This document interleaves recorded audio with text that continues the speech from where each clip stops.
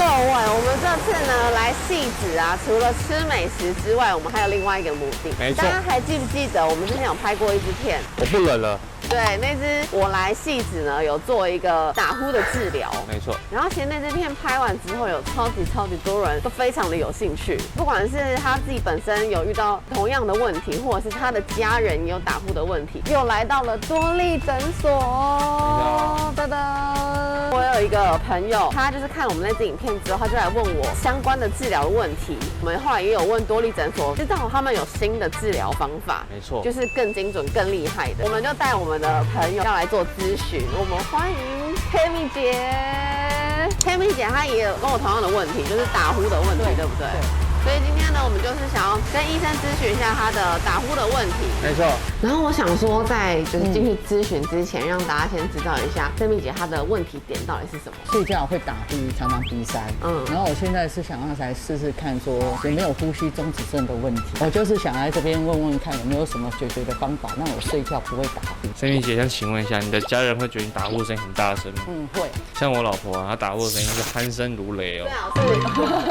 对，请问今天什么问题呢？就是我睡觉的时候都会打呼，然后很大声。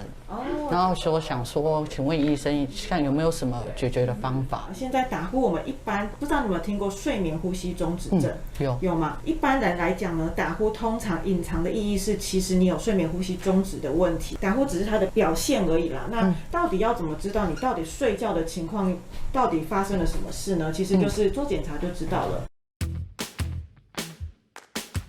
我们现在呢就是要来带 Tammy 姐过来，这个是镜检室这边睡觉，边睡觉边检查。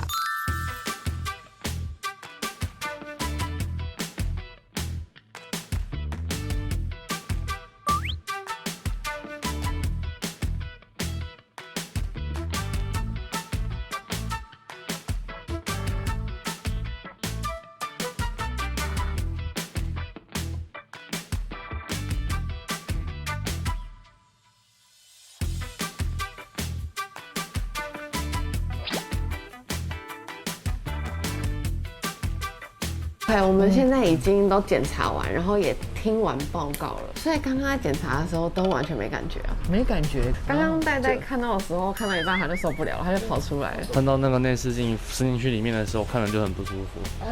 刚开始有一点点晕，然后你就睡着了，然后起来你完全不知道，你做过检查？你就只是睡了一个觉。对，我就是睡了一个觉。然后刚刚我们听完医生的报告，医生就说，因为 Tammy 姐的舌根会往后，所以会造成她的打呼跟呼吸中止，所以她就很适合戴那种止鼾牙套。那我们就是等下次来，然后拿做好的牙套。各位，现在已经距离上次是1个月了。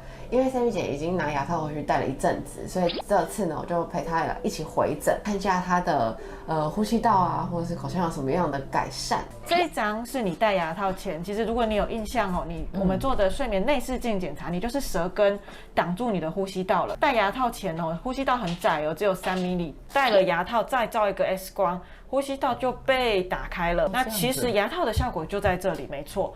你睡觉的时候戴着，它可以撑住你的舌头，不要往后倒，不要挡住你的呼吸道。没有挡住啊，自然呼吸中止症减少了，打呼声也跟着减少。好啦，那这次呢，算是我从诊疗开始到他现在已经戴了牙套1个月了，怎么样？真的有好好的改善了，对不对？有差，睡眠品质感觉比较好了。谢谢Tammy姐，她看到我们的影片，然后跑来找我们问这个问题。对，然后还愿意分享自己的案例。大家如果有兴趣的话呢，我有把详细的资讯都放在底下的资讯栏，大家有兴趣可以点开来看啊。有这样的困扰都可以来跟医生稍微咨询一下，看你需要做什么样的改善。那我们要继续吃汐止美食喽。